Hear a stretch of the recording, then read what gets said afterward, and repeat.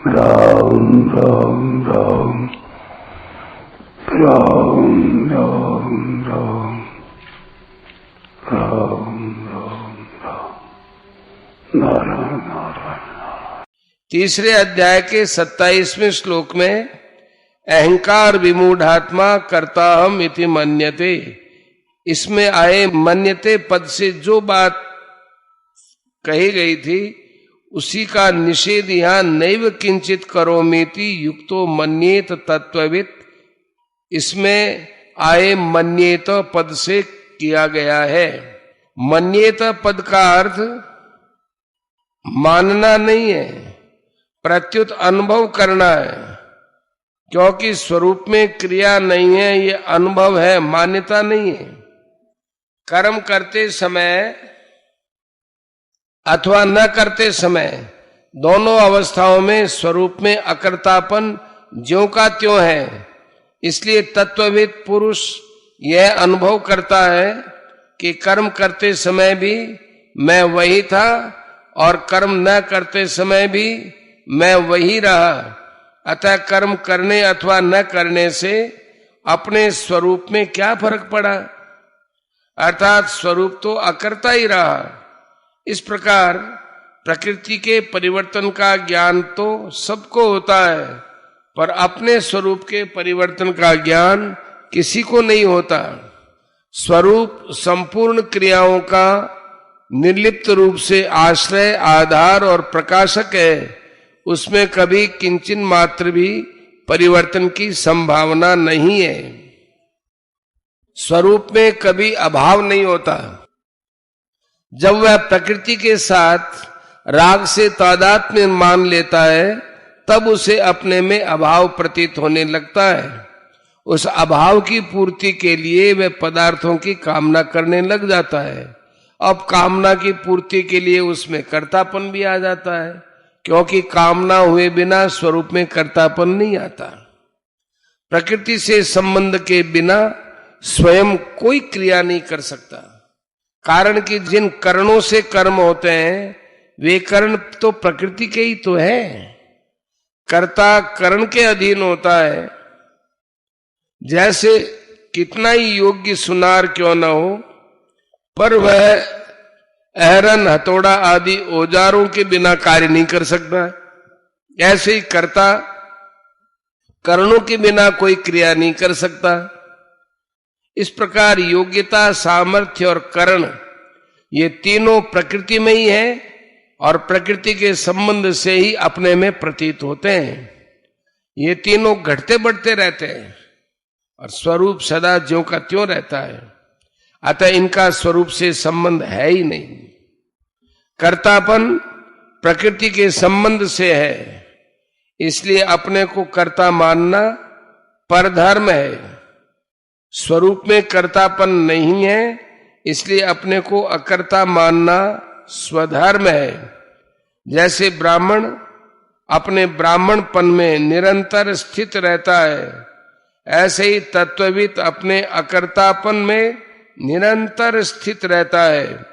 यही नैव किंचित करोमीति युक्तो मन्येत तत्वविद पदों का भाव है। परिशिष्ट भाव।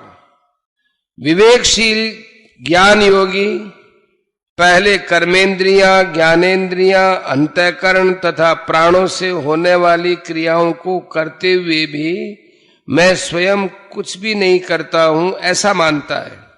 फिर उसको ऐसा अनुभव हो जाता है, वास्तव में चिन्मय सत्ता मात्र में न करना है और न होना है।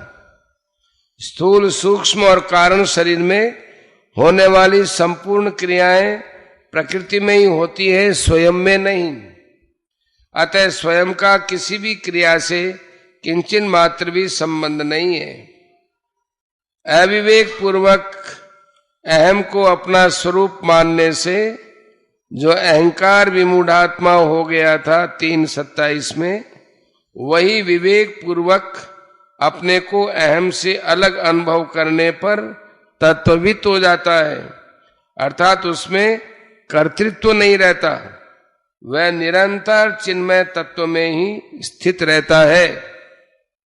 अहंकार से मोहित होकर स्वयं ने भूल से अपने को कर्ता मान लिया तो वह कर्मों से तथा उनके फलों से बंध गया और 84 लाख योनियों में चला गया।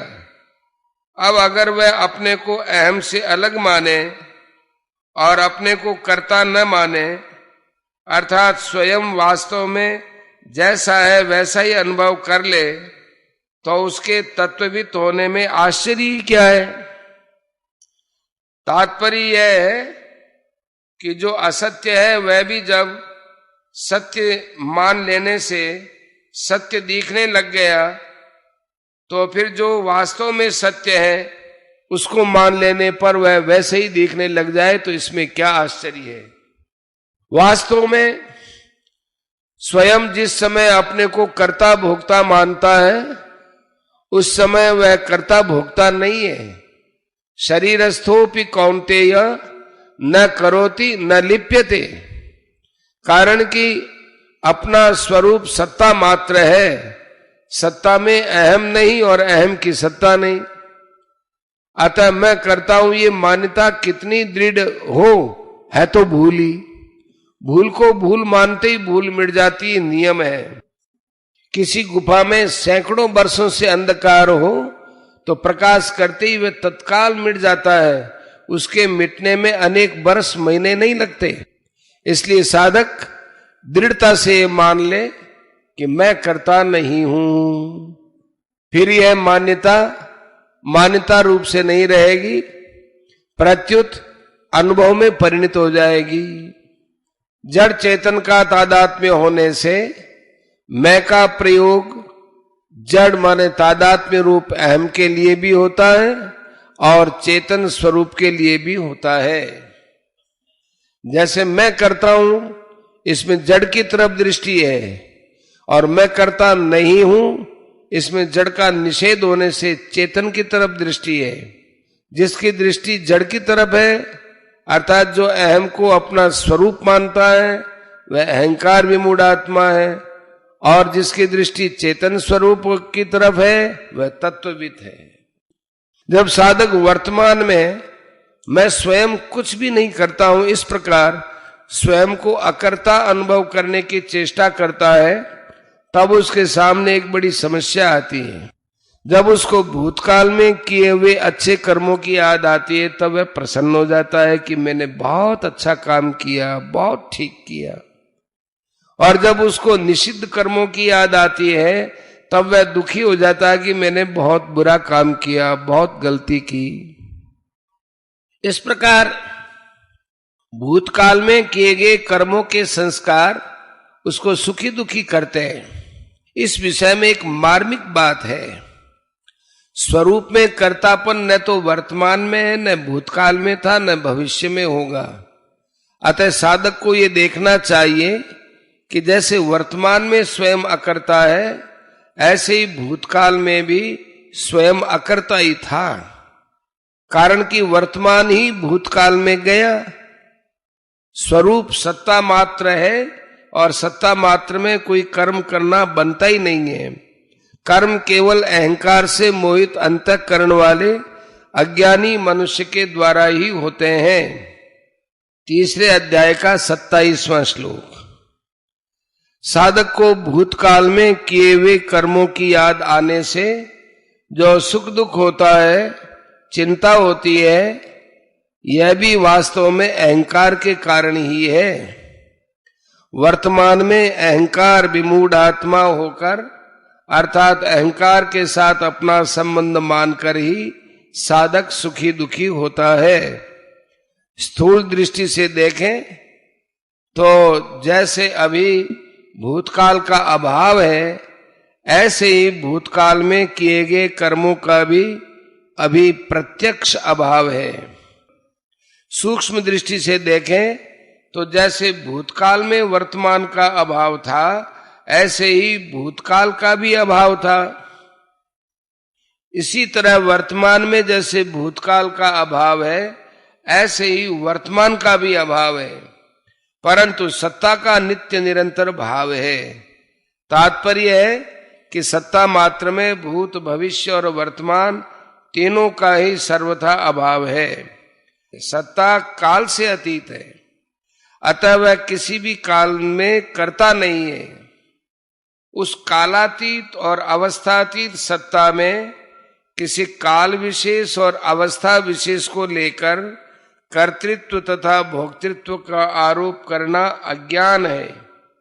अतः भूतकाल में किए गए कर्मों की स्मृति अहंकार विमूढ़ात्मा की स्मृति है, तत्वविद की नहीं।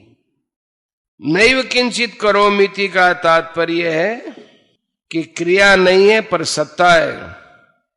अतः साधक की दृष्टि सत्ता मात्र की तरफ रहनी चाहिए।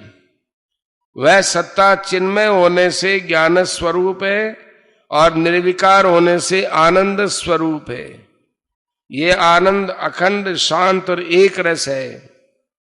शरीर से तादात्म्य होने के कारण प्रत्येक क्रिया में स्वयं की मुख्यता रहती है कि मैं देखता हूं, मैं सुनता हूं इत्यादि इत्यादि। क्रिया तो होती है शरीर में, पर मान लेते हैं अपनी।